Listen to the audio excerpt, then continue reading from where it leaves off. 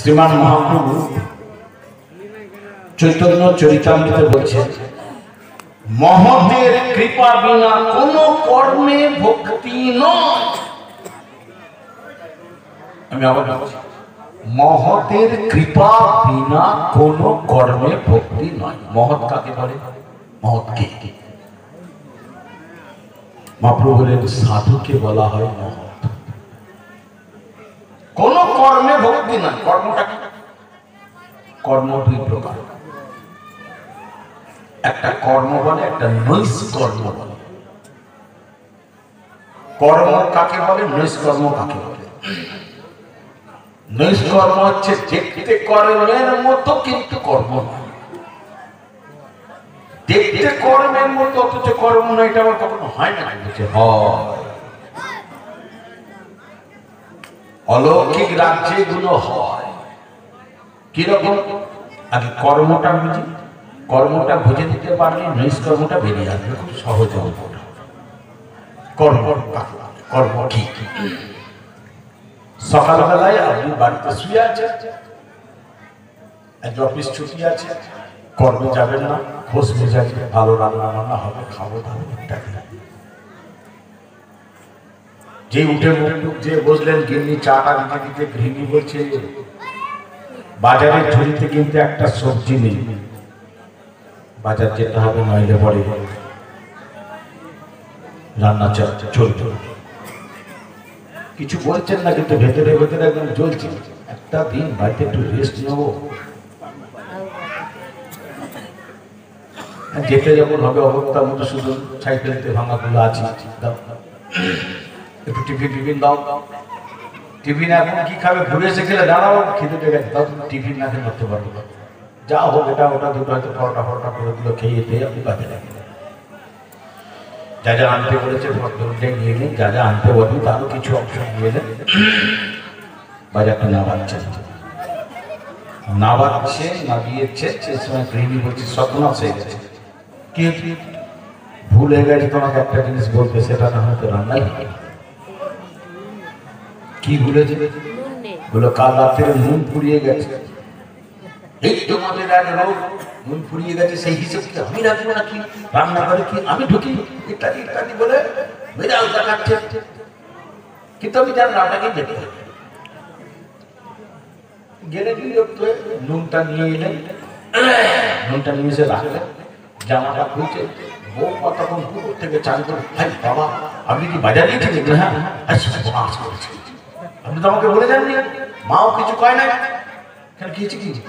আরে আসল জিনিস নেই, মা জানি না, রান্নাই হবে কি নেই, গ্যাস ফুরিয়ে গেছে কাল রাত্রিরে। রাধে রাধে। জামা খুলে টান নিয়ে ফেলে দিল, আমার দরকার নেই রান্নার, মুড়ি দিয়ে আমাকে জল ঢেলে খেয়ে শুয়ে পড়ে। এগুলো কি আসছে? প্রতি পদে বিরক্তি আসছে। বিরক্তি মানে বৈরাগ্য। বৈরাগ্য কোটি কোটি ধরনের, কোটি কোটি ধরনের। ফলগু বৈরাগ্য, শুষ্ক বৈরাগ্য, শ্মশান বৈরাগ্য, এরকম প্রচুর বৈরাগ্য আছে। বৈরাগ্যের ছড়াছড়ি। কোন পতির হয়তো শরীর খারাপ, কি কারো পুত্রের শরীর খারাপ, যেমন বৈরাগ্য এসে যায়। মন্দিরে গিয়ে তখন ধর্ণা দিচ্ছে, সে কাঁদছে, মন্দিরে গড়াগড়ি খাচ্ছে, বৈরাগ্য। পতি বা পুত্র যখন সুস্থ হয়ে গেল, বৈরাগ্য চলে চলে। ফলগু বৈরাগ্যকে শুষ্ক বৈরাগ্য বলে। শুষ্ক বৈরাগ্য কাকে বলে? ফলগু বৈরাগ্য বলে। ফলগু বৈরাগ্য কাকে বলে? ফলগু নদী কোথায় থাকে? গয়াতে। গয়াতে থাকে না? হ্যাঁ, গয়াতে ফলগু নদীর উপরে কি থাকে? বালি থাকে। জল কোথায় থাকে? নিচে থাকে। বালিটাকে একটু খুঁচিয়ে দিলে জলটা বেরিয়ে আসে।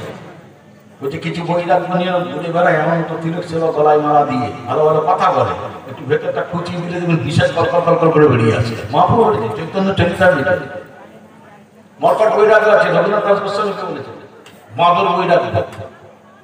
আবার শ্মশান বৈরাগ্যটা কি? এটা আবার যারা পুরুষ মানুষ আছে তাদের একটু গায়ে জ্বালা ধরবে। আমি বলছি আমারই গায়ে জ্বালা ধরবে। কিরকম বলুন তো? এখনো ভোগ মানে দেহের বয়স বাড়ে, ইন্দ্রিয়ের বয়স তো আর বাড়ে না। ও ঠিক ছিল জীবন থাকে। বউটি দুটি বাচ্চা হয়েছে, অল্প বয়সে হরিবোল হয়ে গেছে, কান্নাকাটি শুরু হয়ে গেল, তুমি আমার ছেড়ে চলে গেলে, আমি তোমাকে এত ভালোবাসি, ইত্যাদি। শ্মশানে একদিকে বউকে পড়ানোর চাই, এখানে লুটুপুটি খাচ্ছে, তাকে ধরে রাখা। আমি বেরিয়ে ওর থেকে বইটা করে বৃন্দাবন চলে যাবো। কাজ বাজ মিটে গেল।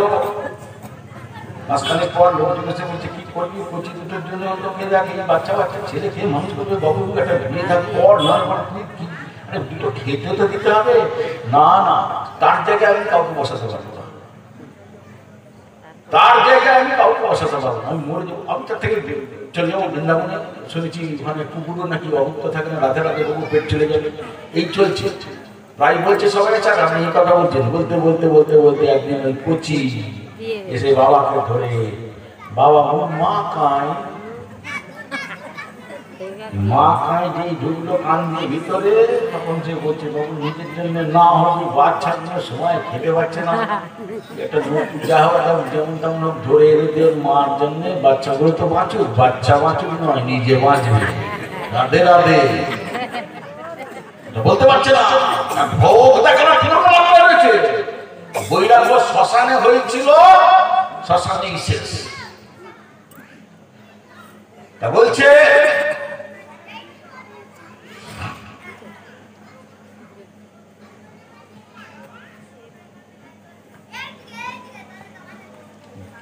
সে জামা টামা করে দিয়ে শুয়ে পড়ল, বিরক্ত বিরক্ত বৈরাগ্য সংসার ভালো। এটা হচ্ছে কর্ম।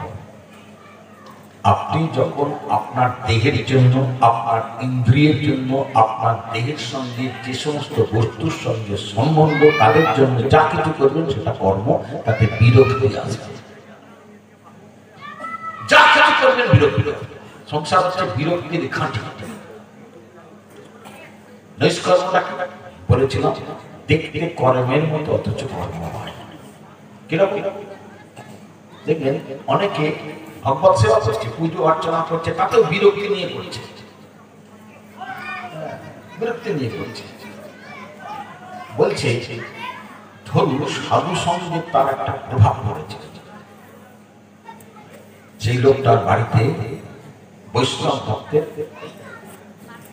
সেবা ঢুকেছে। যে লোকটা সকাল 7টায় ওঠে সে কিন্তু সারা রাত ঘুমোচ্ছে না, কখন ভোরের আলো পড়ছে খালি ঘরে দেখছে, বাইরে তাকাচ্ছে। সকালে আলো পড়তে না পড়তে মুখে কোন রকম জল দিয়ে ব্যাগ নিয়ে পয়সা নিয়ে বেরিয়ে যাচ্ছে। সেই স্ত্রী বলছে একটু চাটা খেয়ে যাও, টিফিনটা খেয়ে যাও, দেরি হয়ে যাবে। ভক্ত সেবা জায়গা থাম পরে খাওয়া যাবে। তখন বলছিল না খেয়ে যেতে পারবো না, এখন বলছে আমার খাওয়া পরে। কর্ম সে একই কর্ম করছে। চলে গেল বাজার করে নিয়ে এলো স্ত্রী। রাধুনি বলছি আপনি নুন আনেনি, আচ্ছা আমি এনে দিচ্ছি। দেখুন তখন নুন আনতে বলেছিল, বিরক্তি এসছে, এখন ভক্ত সেবার জন্য এটা নয়।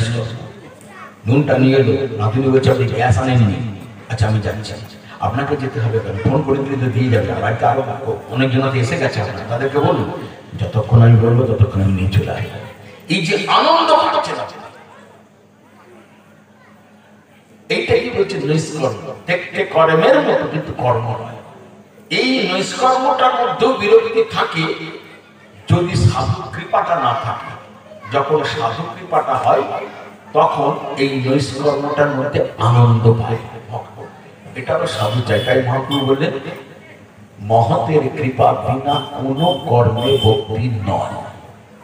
আপনি ভগবত ভজন করছেন, পুজো করছেন, ফুল তুলছেন, চন্দন গাড়ছেন, ভোগ রাখছেন, পরিবেশন করছেন, কিন্তু ভালো লাগছে না, বিরক্তি লাগছে, হচ্ছে না, ভজন হচ্ছে। হ্যাঁ, সাধু কৃপা যখন আসবে তখন জানা যাচ্ছে, চিত্তে সব হয়ে যাচ্ছে। এইবার প্রশ্ন হচ্ছে সেই সাধু আছে? বলছে হ্যাঁ। সাধু চিনতে গেলে যে দুটো বস্তু দিয়ে চিনতে হয় সেই দুটো বস্তু কৃষ্ণ দিয়েছে, কিন্তু আমরা সে দুটোকে নষ্ট করে ফেলেছি। কি? কোন বস্তুর সঙ্গে প্রথম পরিচয় ঘটায় আমাদের দৃষ্টি শক্তি, চোখ। সেই চোখ দিয়েছিল কৃষ্ণ, কিন্তু এই চোখ বিষয় করে ফেলেছে। আর দিয়েছিল মন, সে মনটাকে বিষয় করে ফেলেছে। যা দেখি বিষয়, ওটা আমার হলে ভালো হয়, এটা আমি কেন পাবো না, মনের মধ্যে ঢোকাচ্ছি। চোখ দিয়ে দেখছি আর মনের মধ্যে ঢোকাচ্ছি। যা কোটি কোটি চাইছি তার কিছু জিনিস আমরা পাচ্ছি, সুখ বলে ধরছি, বাবার কিছুদিন অব্দি সুখ লাগছে, তারপরে দেখা যাচ্ছে ওটা সুখ নেই, দুঃখের কারণ হয়ে দাঁড়াচ্ছে। কঠিন দুঃখ হয়ে দাঁড়াচ্ছে, তবু শিক্ষা দিচ্ছে না। যেই যাচ্ছে যেই যাচ্ছে যেই যাচ্ছে। সাধু দেখতে হয় সাধুর কৃপা দৃষ্টি দিয়ে, গুরু দেখতে হয় গুরুর কৃপা দৃষ্টি দিয়ে, ভগবান দেখতে হয় ভগবানের কৃপা দৃষ্টি দিয়ে। 18 দিন রথে বসেছিল, অর্জুন চিনতে পারেনি এ ভগবান। যখন বিশ্বরূপটি দেখালো তখন ভেলকিবাজি শুরু হলো। তার আগে ভেবেছে খালি ছোড়া, এ আমার বয়সী, এবার দেখি আমার গুরুদেব কি করে হয়, এটা আমারই সমবয়সী। যখন বিশ্বরূপ দেখালো তখন চোখে দাঁড়িয়ে তো ভগবান, তখন বন্ধুত্ব ঘুচে গেল।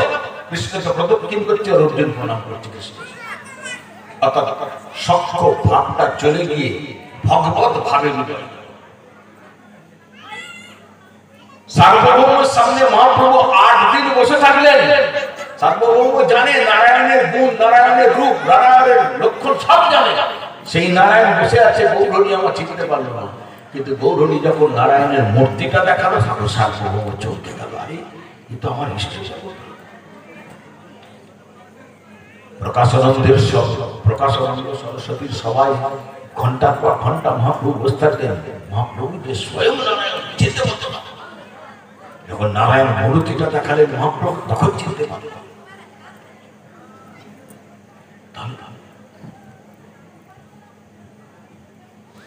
একটা মানুষ যদি ভাদ্র মাসের গরমকালে, ভাদ্র মাসের দুপুর 2টোর সময় একটা প্রদীপ ধরিয়ে ফাঁকা মাঠে প্রদীপটা ধরে আকাশের দিকে কি দেখছে, তাকে জিজ্ঞেস করছি, যেতে গিয়ে আমরা সবাই যে ভাদ্র মাসের দুপুর 2টোয় এত গরম, 3টে-4টে পাখা চালিয়ে আমরা ঘরে থাকতে পারছি না, আর তুমি এই ফাঁকা মাঠে প্রদীপের শিখায় তুমি কি দেখছো? সে একবার হেসে বলছে, প্রদীপের আলোয় আমি সূর্য দেখছি।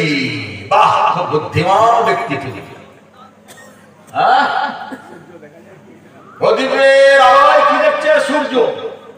প্রদীপের আলোয় সূর্য দেখে, সূর্য দেখি কিসের আলো? সূর্যের আলোয় সূর্য দেখি, চাঁদের আলোয় চাঁদ দেখি। ঠিক তেমনি সাধুর কৃপা দৃষ্টিতে সাধু দেখতে হবে।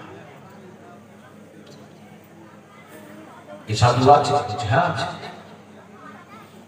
তাহলে তাকে চিনবো কি করে? রূপ চিনবে, বিষয়ের চোখ, বিষয়ের মধ্যে তুমি কি সাধু চিনবে? তুমি তো রং করা জিনিস খেতে ভালোবাসো, দেখতে ভালোবাসো, ভাবতে ভালোবাসো। সাধু তো রং করা হবে না, মাতাল ফল নয়। আটটি চাই সাধু সঙ্গ আমার চাই, হে গৌর হে চাই। কোথায় সাধু আমি জানি না, আমাকে একটা সাধু সঙ্গ করিয়ে দাও। এই ইচ্ছা থাকলে মহাপ্রভু সেই সাধুকে আপনার বাড়ির সামনে, আপনাকে সামনে দাঁড় করিয়ে দেবে। প্রমাণ বিহারের ঘাটশিলায় রসিকানন্দ প্রভু, অত বড় জমিদার, 1000 একর সম্পত্তি দিয়েছিল গোপীবল্লভপুরকে। অত বড় জমিদার প্রতিদিন ভাগবত শুনছে। একদিন ভাগবত শুনছে, শুনতে শুনতে শুনতে শুনতে পেছন থেকে ক্যাপ করে পিঠে গিয়ে অত বড় জমিদার এক লাথি মেরে দিচ্ছে, ঘুরমুড় পড়ে গেছে। সবাই তো ভাবতে বোধ যে লাঠি মারলো তার গেল, এবার শিরচ্ছে। রসিকানন্দ প্রভু ঘুরে দাঁড়িয়েছে, আমি ভাবছি আমি কাকে দেখছি, কে? কাল রাতে কৃষ্ণ আমায় স্বপ্ন দিয়ে গীত দেখিয়েছে। এই সেই মূর্তি, সেই চোখ, সেই মুখ, সেই নাক, কান, গলা, হাত। একে স্বপ্ন দেখিয়ে কৃষ্ণ আমায় বলেছিল রাত্রিবেলায় কালকে, কারোর কাছে নাম নিবি না, একে পাঠাচ্ছি, এর কাছে নাম নিবি। কে বসেছিল পিছনে? শ্রী শ্রী শ্যামানন্দ প্রভু। রাধে রাধে। লাঠিটা বেরোছিল কেন? রসিকানন্দ প্রভু ভাগবত শুনতে শুনতে এক পলক সময়ের জন্য একটু ভাগবত থেকে মনটাকে বিষয় নিয়ে গেছিল, কিছু ধারে বসে বুঝতে পেরে গেছিল, লাঠিটা খেয়েছিল। এই শ্যামানন্দ প্রভুর কাছে দীক্ষা নিলেন, নাম নিলেন রসিকানন্দ প্রভু। তারপরে কাহিনী তো আপনারা সব জানেন, পৃথিবী জয় করেছিলেন, কত বড় ভক্ত ভাবা যায়।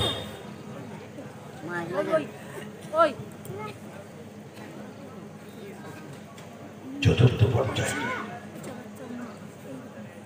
সেই সাধুর লক্ষণ গুলো কি? চলে আসুন শুরুতে সেই কপিল ভগবান মাতা দেবহূতিকে সাধুর লক্ষণ বলেছে।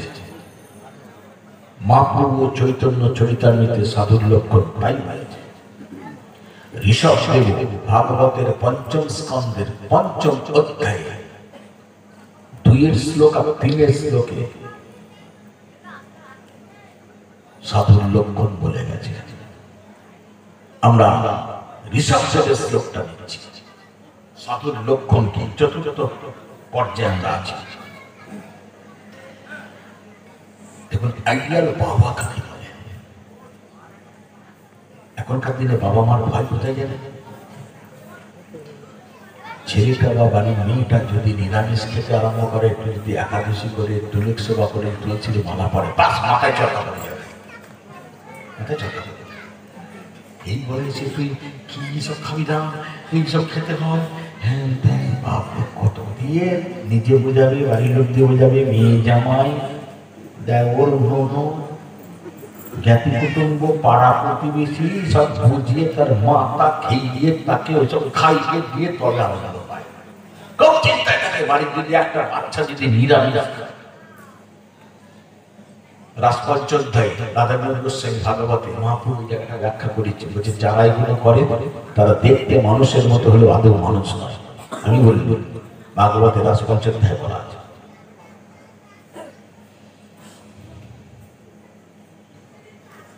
আইডিয়াল বাবা কাকে বলে? পুত্রদের উপদেশ দিতে কি বলছে? শোনো, তোমাদের মানব দেহ দিয়েছেন কৃষ্ণ শুধুমাত্র সাধু সঙ্গ করবার জন্য। রাধে রাধে রাধে। কপিল ভগবান কপিল মুনি যা বলেছিলেন মাকে, মহাপ্রভু চৈতন্য চরিতামৃতে তাই বলেছিলেন, এখানেও বিশ্বদেব তাই বলছেন। মানব দেহ দিয়ে হচ্ছে সাধু সঙ্গ করবার জন্য। সেই সাধু সঙ্গ করবার পথে, ভক্তির পথে তোমাকে যদি কেউ বাধা দেয়, যেই হোক তাকে ত্যাগ করবে, তাতে পাপ হবে না। সে যদি পিতা হয় ত্যাগ করবে, মাতা হয় ত্যাগ করবে, শিক্ষক হয় ত্যাগ করবে, গুরু হয় ত্যাগ করবে, পতি যদি হয় গুরু ত্যাগ করবো না। গুরু ছাড়ি গুরু ধরে, সেই জন্য ওই কথাটাকে ঢাল করে ব্যবহার করে যাই। ঢাল মানে ভয় দেখিয়ে রেখে দেয়, গুরু ছাড়লে কে বলেছে গুরু ছাড়া যায় না? যদি আপনাকে আমি ভক্তির পথে টানতে নাই পারি, চালনা করতে না পারি, তাহলে আমি গুরু নই। ক্রমসুন্দর মহাপ্রভু জীব গোস্বামীকে ব্যাখ্যা করিয়ে দিয়ে গেছে যে নতুন করে ভাগবত করে গুরুর কাছে আশ্রয় নেওয়া যায়। ওই কথাটাকে বলে ভয় দেখায় যাতে আমাকে ছেড়ে অন্য জায়গায় না চলে যায়। আমাকে ছেড়ে যাওয়া মানে তো কমে গেল, বাৎসরিক আয়টা কমে গেল। গুরু ছাড়া যায়, ঠিক গুরু ছেড়েছিল, বলি মহারাজ গুরু ছেড়েছিল। রাধে রাধে শুক্রাচার্যকে রাধে রাধে কেন ছাড়লো? যার জন্য মানব দেহ পাওয়া, ভগবানকে পাওয়ার জন্য, সেই ভগবানকে দান করতে যাচ্ছে গুরুদেব। এসবদের বলছে পিতাও যদি হয় ত্যাগ করবে, পিতা হলো ওসব ত্যাগ করতে হবে। প্রমাণ, প্রহ্লাদ ত্যাগ করেছিলেন তার পিতাকে, তাতে প্রহ্লাদ জ্ঞান হয়েছে। বলি মহারাজ গুরু ত্যাগ করে জ্ঞান হয়েছে, পতি হলেও ত্যাগ করবে। প্রমাণ, ব্রজের ব্রজ গোপীরা পতি ধর্মকেও ত্যাগ করে এসেছিল বলেই তারা কৃষ্ণকে জগৎপতিকে পেয়েছিল।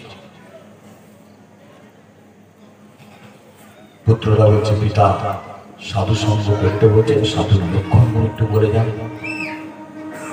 তখন ভাগবতের পঞ্চম স্কন্ধের পঞ্চম অধ্যায় 2 আর 3 শ্লোকে বলছে, মহান্তস্তে সমচিত্তা প্রশান্তা বিমন্যব সুহৃদ সাধবজে জীবমনীশ কৃত সৌহৃদার্থা জনেষু দেহান্তরবর্তিকেষু গৃহেষু জয়ত্মচরাতিমৎসু न प्रीतियुक्तया अर्थश्च लोके श्रीमद्भागवतम श्री ऋषभदेव उवाच বলছে যে সাধু হবে তার লক্ষণ হবে প্রথম সমচিত্ত হবে, প্রশান্ত হবে, ক্রোধ রহিত হবে, সকলের মঙ্গলের জন্য কামনা করবে এবং সদাচার সম্পন্ন হবে। শাস্ত্রের ভাবধারায়, মহাপ্রভুর ভাবধারায়, গোস্বামী চরণ প্রভুদের ভাবধারায় না, আমার ভাবধারায় সমচিত্ত। এসব বলছে যে সাধু হবে সে সমচিত্ত হবে।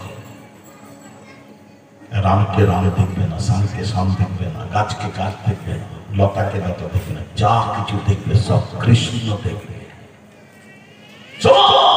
চোখে দেখবে।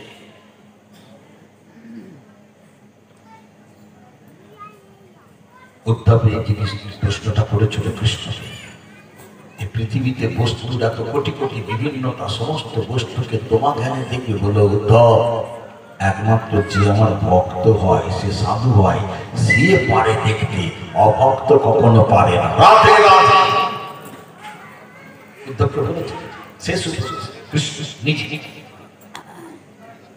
এবার সমচিত্তটাকে আমরা কবি বিদ্যাপতি কৃষ্ণকে বলছেন,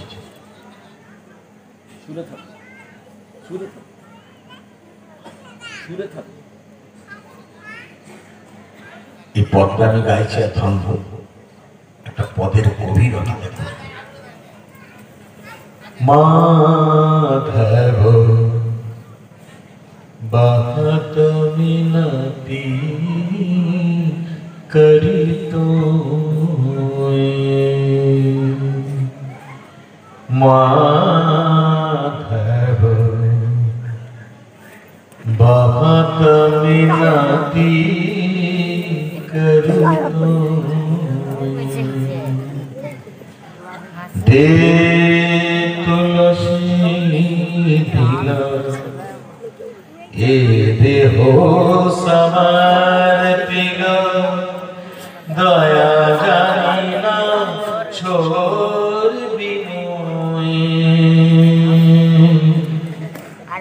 माधव बहुत मिनती करूं একটু করে গাইবে বিদ্যাপতি কৃষ্ণ বলছে, প্রভু কৃপা করো, যেদিন তোমার চরণে তুলসী দিয়েছি সেদিন আমি দেহ মন প্রাণ সব দিয়ে দিয়েছি। তুলসী দেওয়ার অর্থটা বলছে, তুলসী দেওয়া মানে হচ্ছে দেহ মন সব দিয়ে দিয়েছি, সব। এখন এই ভাবটা বিদ্যাপতি কার কাছ থেকে নিয়েছে? এটা ভাব বিদ্যাপতির নিজের ভাব হয়, এটা হচ্ছে রাধা রানীর ভাব। এই ভাবে ভাবে তো হয়ে বিদ্যাপতি রাধা রানীর ভাবটা কেমন? রাধারানী একটা তুলসী পাতার চোখের পলকে দিয়ে বসে আছে, ললিতা এসে বলছে, রাধে আলা তোর কি মাথা টাথা খারাপ হয়েছে? রাধারানী বলছে,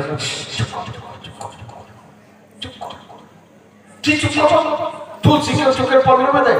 রে ললিতে, আমার গোবিন্দের চরণটা কত নরম, কত কোমল, জগতে কেউ জানে না, ওটা আমি জানি।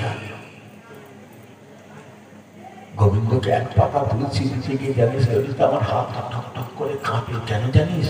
এত নরম, এত কোমল চুল, তুলসীর আঘাতটা আমার গোবিন্দ সহ্য করতে পারে না।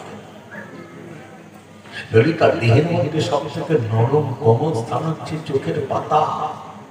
সেজন্য চোখের পাতায় তুলসীটা দিয়ে দেখছি, যদি দেখি আমার চোখের পাতায় পল্লবের ব্যথা অনুভব হচ্ছে, তাহলে আর যাই হোক, আজ থেকে গোবিন্দকে আমি তুলসী দেবো না।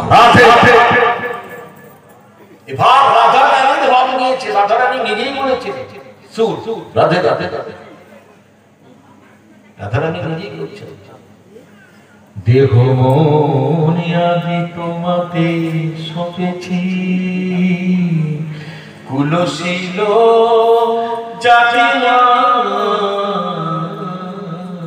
বধূ তুমি সে আমার প্রাণ।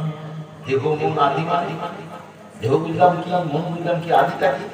লোক ধর্ম, বেদ ধর্ম, সংসার ধর্ম, প্রতি ধর্ম, সর্বধর্ম পরিত্যাগ। সবচেয়ে সবচেয়ে কবিদের রাধা রানী সবচেয়ে সবচেয়ে তাহলে দিয়েছি। রাধা রানী বলছেন প্রীতি রসেতে ঢালি আমি প্রীতি রসেতে ঢালি দিয়াছি তোমার পায়।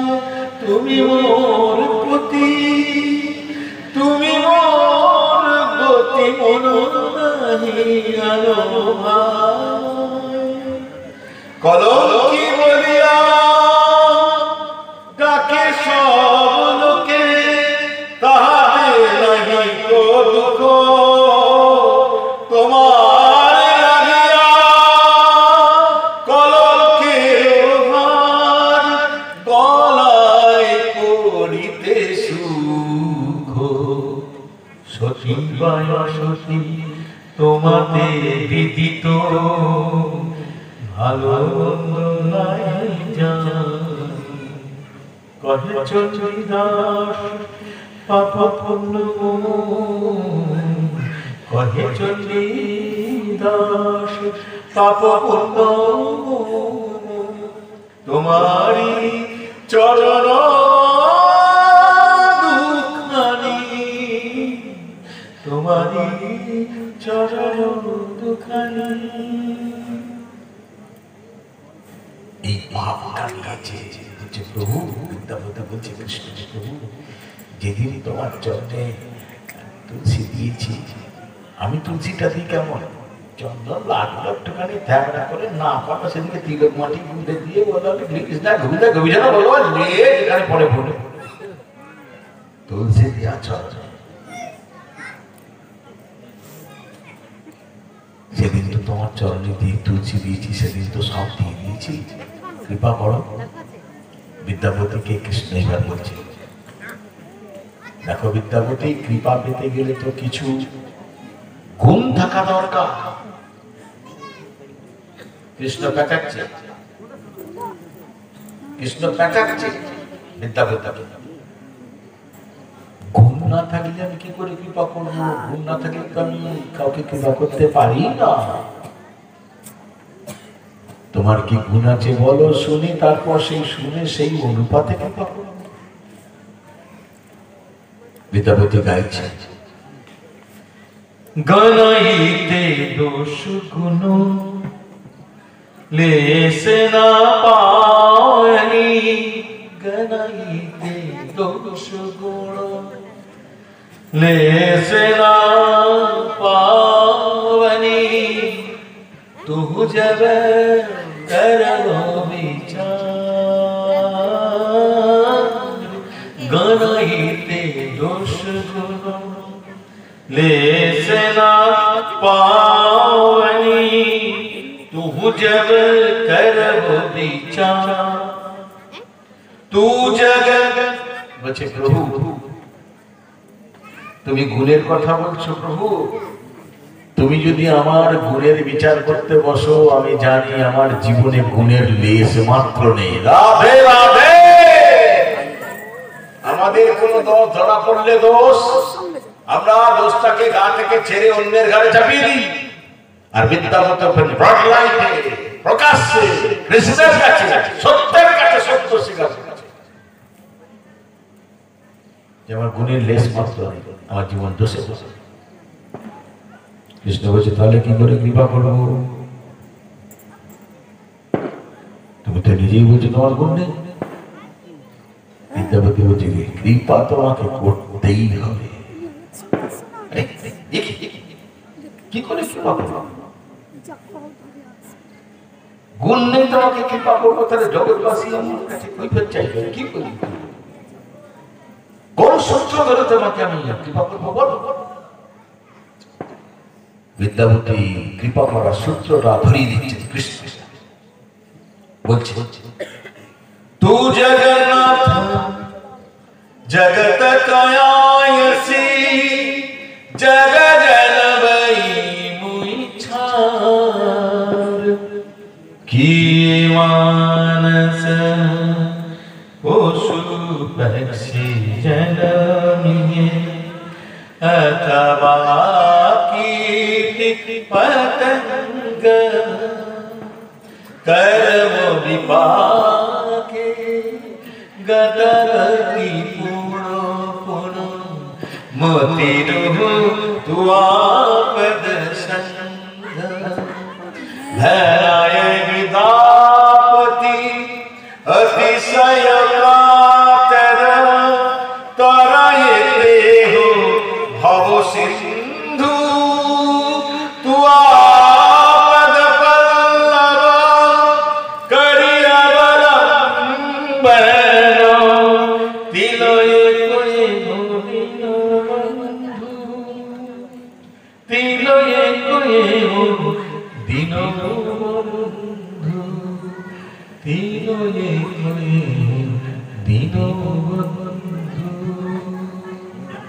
विद्या বলছি প্রভু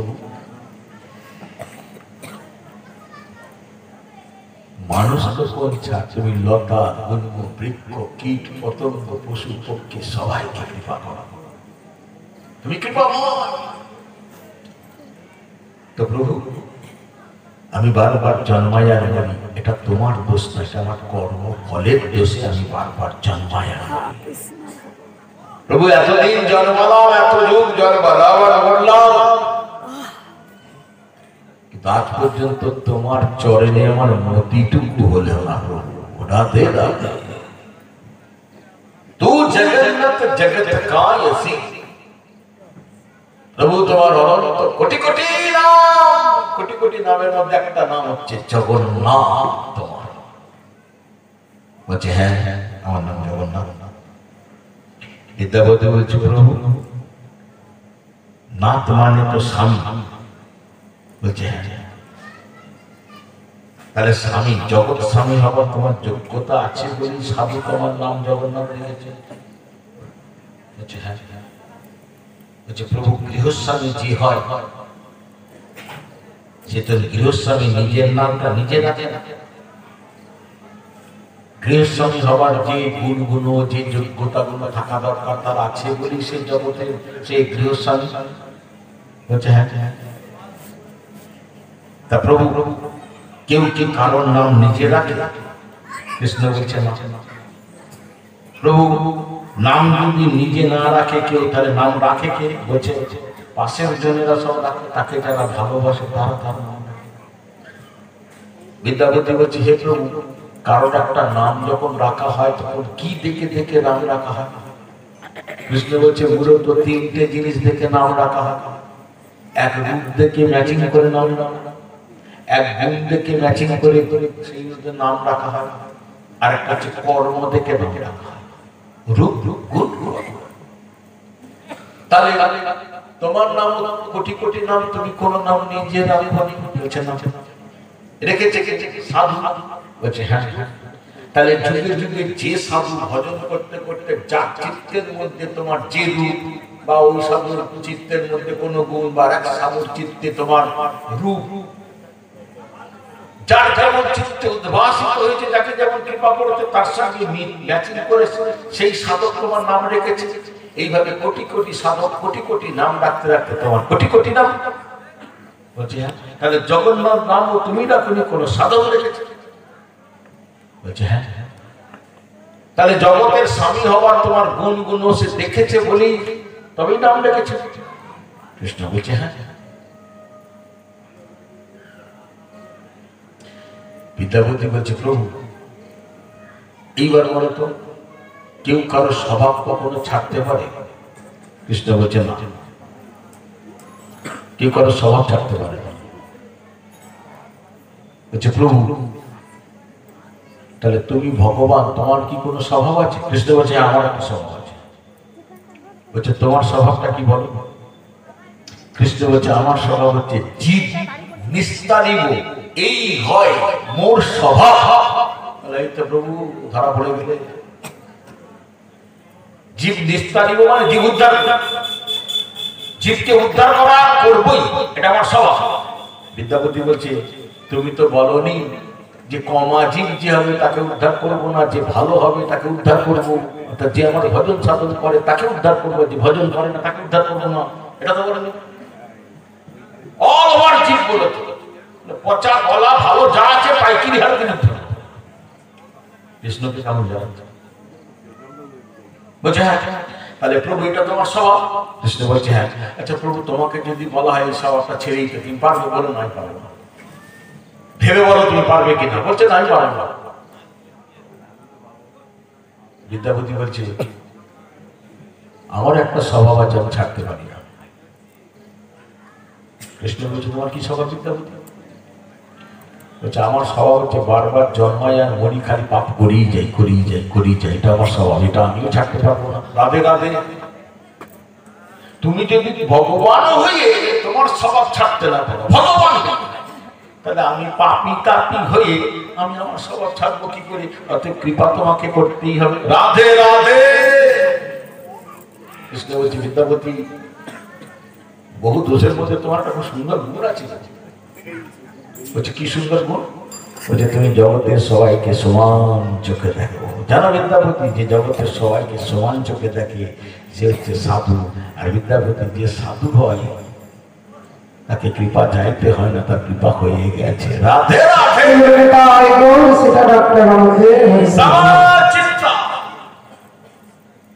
সনাতন গোস্বামী মহাপ্রভুকে জিজ্ঞেস করতেন প্রভু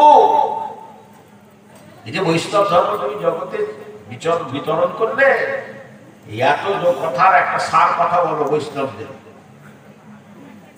মহাপ্রভু বলেন বৈষ্ণব ধর্মের সার কথা হচ্ছে জীবে দয়া নামে রুচি বৈষ্ণব, জীবে দয়া নামে রুচি বৈষ্ণব সেবন। আমি শুধু প্রথম কথাটা ভাঙছি, জীবে দয়া করে যেই জন সেই জন সেবিছে ঈশ্বর, এ কথা কার? পুরাণের, আমাদের শাস্ত্রের।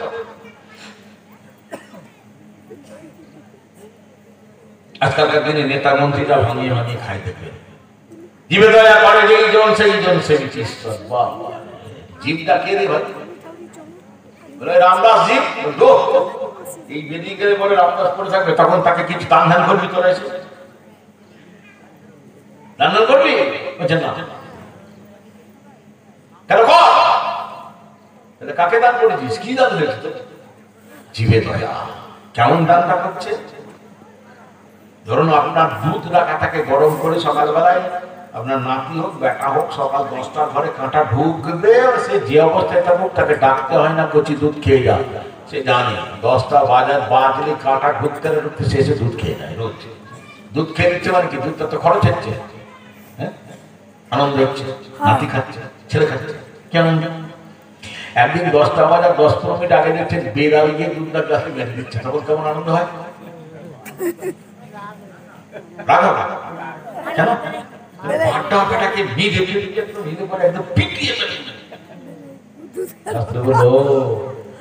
নাতি খেলে বেটা খেলে তখন জীবে দয়া হল না, বিড়াল খেলে জীবে দয়া হল না। কারণ বিড়ালের মধ্যে কি কৃষ্ণ নেই নাকি? রাধে রাধে। মানে আমার লোক পেলে পরে আনন্দ হয়, বিপক্ষ ধরে লোক পেলে তখন শরীর জ্বলে। দিয়ে বলছে জীবে দয়া করে যেই জন সেই জন সেই ঈশ্বর। এসব ডায়লগ কোন জায়গায়? হ্যাঁ, পুত্র খেলেও যে আনন্দ হয়, বেড়াল খেলেও যদি সেই দিন সেইরকম আনন্দ হয় যে কৃষ্ণই তো খেয়েছে, উভয়ের মধ্যে কৃষ্ণ আছে, তাহলে বুঝবে জীবে দয়া তখন হল। সমাচিত্ত দ্বিতীয় লক্ষণ হবে ঈশ্বরদেব বলেন প্রশান্ত, প্রযুক্ত শান্ত। শান্ত মানে কি? শান্ত মানে হচ্ছে ধীর স্থির অচঞ্চল। বুঝলাম? তাহলে প্রো বললো কেন? চলে আসুন ভাগবতের একের 2 শ্লোকে। ধর্ম প্রচ্ছিত প্রযোগ করে দেবে। আবার ব্রহ্মা বলছেন ভাগবতের 10-14 প্রকৃষ্ট রূপে নত হওয়া। তাকে বলে প্রণাম। বাক্যতে বহু জায়গায় প্র শব্দ যোগ করা আছে। প্রকৃষ্ট রূপে নত হওয়া কাকে বলে? প্রণাম ষষ্ঠাঙ্গ, অষ্টাঙ্গ ইত্যাদি আছে, পঞ্চাঙ্গ ইত্যাদি প্রণাম আছে। তা পরিক্রমা করছি নদী দিয়ে সবাই আমরা চলার গৌরাঙ্গ মন্দিরে গেছি, মাথা হেট করেছি, শরীর ঝুঁকিয়েছি, মাথা ঝুঁকিয়েছি, বাক্য ঝুঁকিয়েছি, হে কৃষ্ণ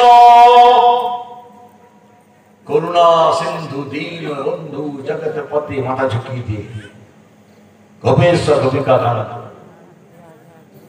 কি রাধাকান্ত বলবো, জুতোটা ওখানে খুলে থেকে ঝেড়ে দিয়ে চলে গেল মন্দিরের বাইরে।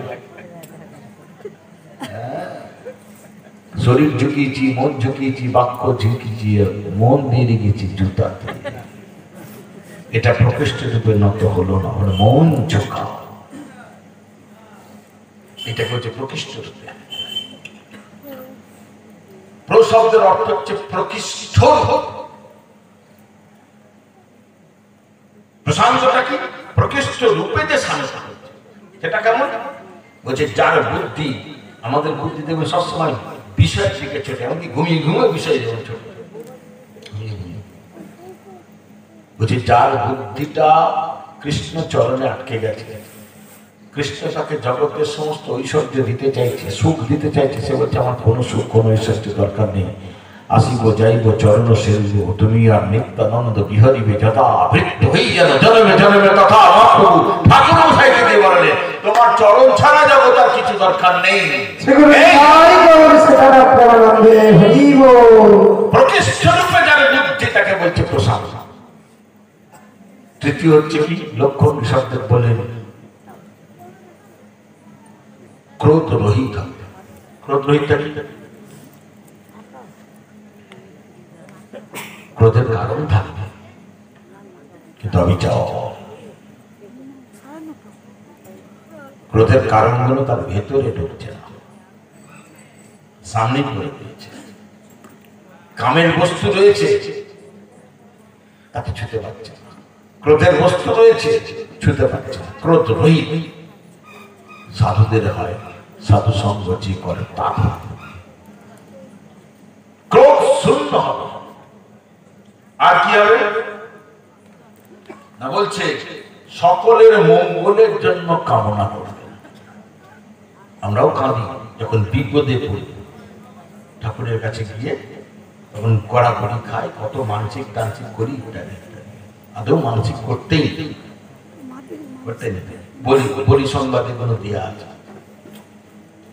তো বলছে আমরা কাঁদি আমাদের মঙ্গলের জন্য, আমাদের নিজেদের স্বার্থ সিদ্ধির জন্য কাঁদি, আর সাধু কাঁদি জগতের কল্যাণের জন্য। প্রমাণ অদ্বৈত আচার্য প্রভু শান্তিপুরে গঙ্গায় দাঁড়িয়ে কাঁদছে জীব কল্যাণের জন্য। রাধে রাধে। এই এই লক্ষণ গুলো থাকলে বুঝবে সে সাধু।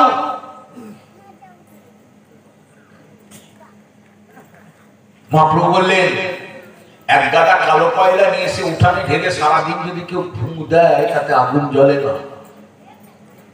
একটা কালো কয়লা নিয়ে উনুনে পুড়িয়ে লাল টকটকে করে সেই লাল কয়লাটা কালো কয়লায় রেখে দিলে ওই একটা লাল কয়লা সব কালো কয়লাকে লাল করে দেয়। মহাপ্রভু বলেন জীব তুমি কালো কয়লা, সাধু হচ্ছে লাল কয়লা। কালো কয়লার এই দেহ মন নিয়ে তুমি যাও সাধু লাল কয়লার কাছে, রোজ সঙ্গ করো, সঙ্গ করতে করতে ওই লাল কয়লার তাপ লেগে তুমি যে কবে কালো থেকে লাল ভক্তি লাভ করবে তুমি নিজেই বুঝতে পারবে না। রাধে রাধে। শেষ পর্বে আমরা দেখবো, এতক্ষণ সাধু সঙ্গ সম্বন্ধে শুনলাম, এইবার পরীক্ষামূলক প্রশ্ন হচ্ছে আমরা কিরম শুনলাম সেটা পরীক্ষা। ধরুন সেই সাধু, কোন এক সাধু বাড়িতে এসছে, সাধু এলে বাড়িতে কি করবে? চরণ ধুয়ে দেবেন, বসতে দেবেন, সেবার আয়োজন করবেন, সেবা হয়ে গেলে সজ্জা, চামড় ব্যঞ্জন, পাদ সেবন ইত্যাদি। ধরুন সাধু এলো বাড়িতে, তাকে আপনি প্রণাম করলেন না, বসতেও দিলেন না, চরণও ধোয়ালেন না, খেতেও দিলেন না।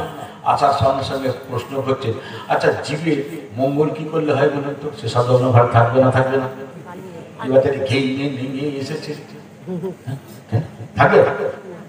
দেখে যাবে, দেখে যাওয়ার সময় কি বলবে? আশীর্বাদ করবে, গাল দেবে, কয়েক লরি গাল দেবে, তোর পিঠে ঘুঘু হ্যাঁ ছেলে জগতের করলেন, নিজের করলেন জানে না। একটা সাধু বাড়িতে এলাম, পরিশ্রান্ত হয়ে একটা প্রণাম করে দিতে ভিটে ঘুরছে। আরে মনে মনে করে জড়িয়ে দিল, আমি হলে তো জড়িয়ে যাবো। রাস্তার লোক শুনতে বলছে, হ্যাঁ গো সাধু গান দেয় তোমাকে, উৎসাহ দিচ্ছে। আপনি হাই হাই করে ছুটছেন। আমার ভুলে গেছে ভিটে ঘুম উচ্চন করে যাবো।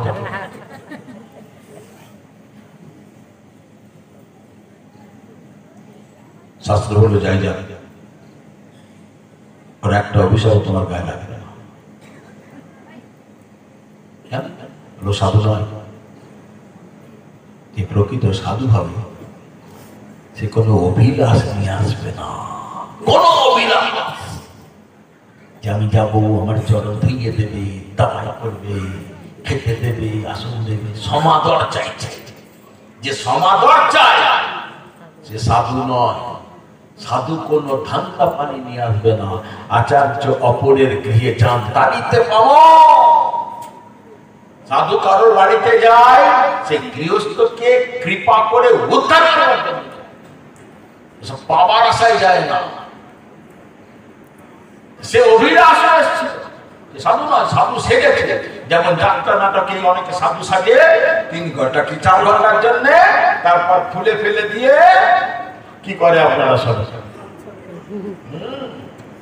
হচ্ছে 4 ঘন্টার জন্য সাধু সেজেছে, সাধু হয়।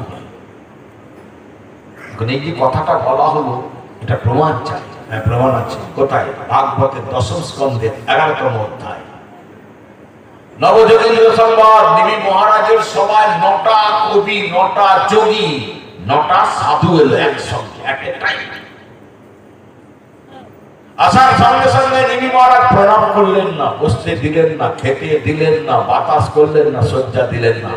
তার সঙ্গে সঙ্গে নিমি মহারাজ প্রশ্ন করছেন, আপনাদের চরণে একটি প্রশ্ন নিবেদন করছি, বলুন জীবের আত্যন্তিক ক্ষেম কি?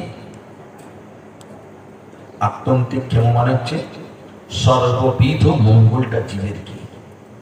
দেখো নিজের জন্য প্রশ্ন করছে।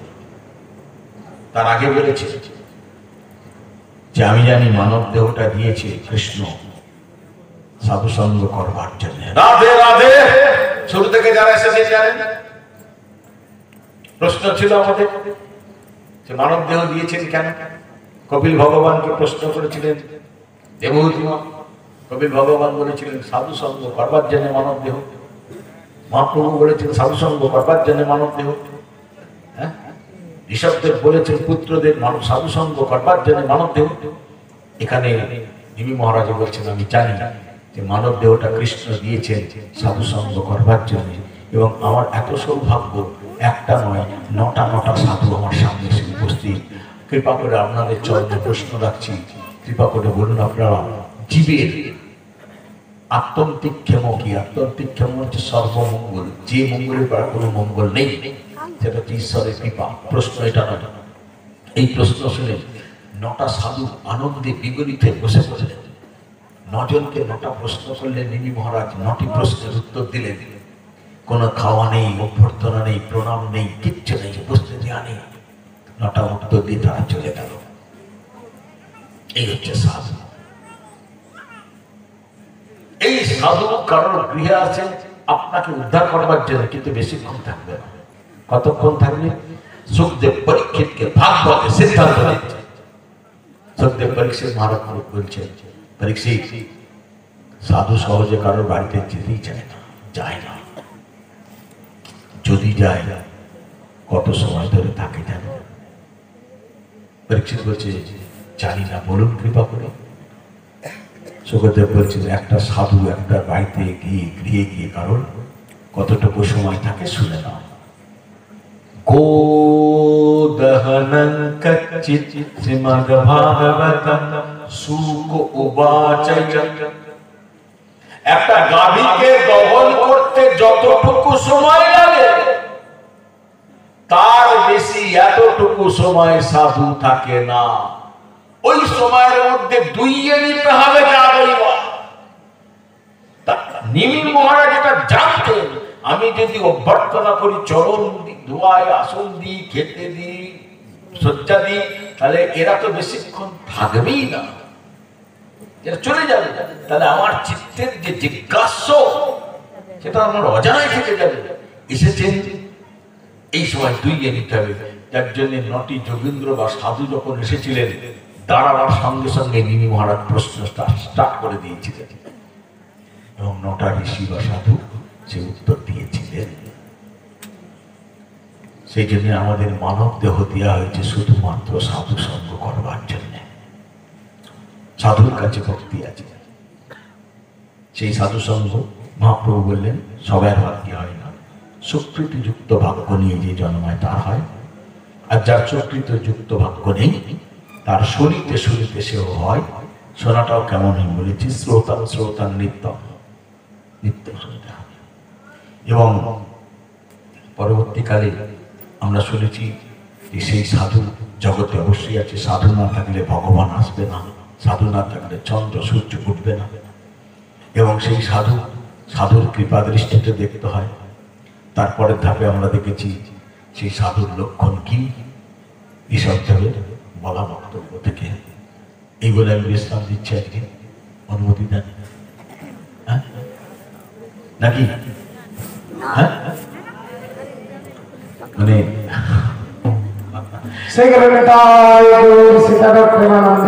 মানে আমি জানতে, মানে আপনারা অনুমতি না দিলে তো নামতে পারছি না। এই জন্য বলছি যে এই মহিষাদলে ফেলে যাবো, ঠান্ডা, হ্যাঁ রাত হয়েছে, আজকে কুয়াশাটাও পড়ছে একটু, ঠিক আছে? কেমন আমি 5 মিনিটে ওইভাবে আমি পাঠ করতে পারি না, একটা প্রসঙ্গ নিয়ে আসতে হবে। আমি একটা জায়গায় ফাঁকি দেখে গেছি, ছোট্ট ফোট্ট কিছু হয় না, এটার গার্ডার না যে টানলে বড় হবে আর কাটলে ছোট হবে, ওগুলো আমরা পারি না, ওগুলো অন্যান্য পাঠকরা পারে। এরপরে যে প্রসঙ্গটা হচ্ছে সদাচার আছে কথাটা, আমি একটা কথা এখানে বলেছিলাম না যে সাধু জগতে ঋষভদেব বললেন যে সদাচার সম্পূর্ণ হবে। এবার সদাচারটা কি বোঝাতে গেলে আমার এখন 45 মিনিট সময় লাগে। সদাচার আবার সদাচার না,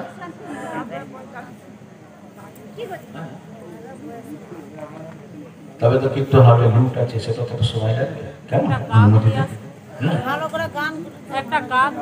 গান তো আবার ভালো করে, আমি যে গান জানি না।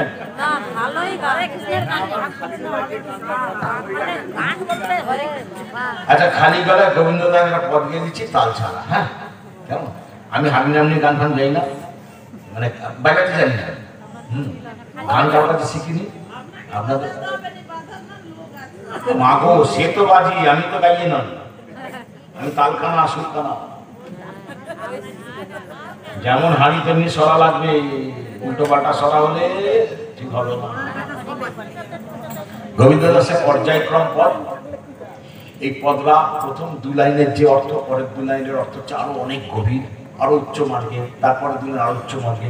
রাধা ভাবে ভাবিত হয়ে গোবিন্দ দাস গাইছিলেন, বলছে শুনো সুন্দর শ্যাম ব্রজ বিহারী, হৃদি মন্দিরে রাখি হেরি তোমারে। অর্থাৎ শ্যাম সুন্দর রাধারানী বলছেন তোমাকে যদি খুঁজে বার করতে পারি আর বাইরেই রাখবো না, হৃদয় মন্দিরে ঢুকিয়ে রাখবো, তাতে যাওয়া যাবে। গুরু গঞ্জন চন্দন অঙ্গ ভূষা রাধাকান্ত নিতান্ত তব ভরসা। গুরুদেবের গঞ্জনাকে কেউ যদি গঞ্জনা মনে না করে যদি চন্দন বলে গায়ে মাখতে পারে, তার কৃষ্ণ প্রাপ্তি না হয়। সমশৈল কুল মাল দূর করি তব চরণে শরণাগত শ্রীহরি। শৈল মানে পাহাড়, আমার পাহাড় প্রমাণ সেই অহংকার যে রয়েছে, এগুলোকে সব বিসর্জন দিয়ে তোমার চরণে শরণাগত দিলাম। আমি কুরূপা গুণহীনা গোপ নারী, তুমি ব্রজজন রঞ্জন বংশীধারী। রাধারানী বলছে আমার রূপ নেই, গুণ নেই, এমন কোন গুণ আমার নেই যে গুণের দ্বারা আমি তোমার চরণে ঠাঁই পেতে পারি। তুমি কৃপা করে তোমার চরণের দাসী করে রেখেছো বলেই আমি ঠাঁই পেয়েছি। আমাকে সবাই কুলোটা কলঙ্কিনী জানে, কিন্তু আমি কতটা সতী বা অসতী জগতে কেউ না জানে, হে গোবিন্দ তুমি তো জানো। রাধা ভাবে ভাবিত হয়ে গোবিন্দ দাস গাইছে।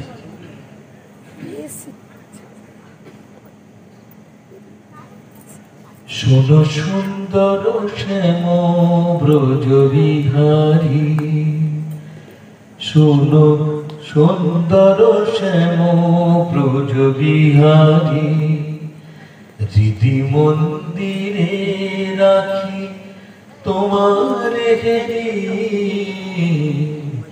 হৃদি মন্দিরে রাখি তোমার হেরি, সুন্দর শ্যাম ব্রজ বিহারী, শোনো সুন্দর শ্যাম ব্রজ বিহারী। গুরুগঞ্জন চন্দন অঙ্গভূষা, রাধাকান্ত নিতান্ত তব ভরসা, গুরুগঞ্জন চন্দন অঙ্গভূষা, রাধাকান্ত নিতান্ত তব ভরসা, সমম শৈল কুল মান দূর করি, তব চরণে শরণা গতা কিশোরী, শোনো সুন্দর শ্যাম ব্রজ বিহারী, শোনো সুন্দর শ্যাম ব্রজ বিহারী। আমি গুরুবা গুণহীনা গোপনারী, তুমি জগজন রঞ্জন বংশীধারী, তুমি জগজন রঞ্জন বংশীধারী, আমি গুরুবা গুণহীনা গোপনারী, আমি কুলোটা কলঙ্কিনী ভাগিনী, তুমি রস পণ্ডিত রস চূড়ামণি, গোবিন্দ দাস কহে শোনো শ্যামরায় আমার, গোবিন্দ দাস কহে শোনো শ্যামরায়, তুমি বিনা এ জীবনে আর কিছু নাই, শোনো সুন্দর শ্যাম ব্রজ বিহারী, হৃদি মন্দিরে রাখি তোমার হেরি, হৃদি মন্দিরে রাখি তোমার হেরি, সুন্দর শ্যাম ব্রজ বিহারী, শোনো সুন্দর শ্যাম Braj Bihari. Sing it with the power.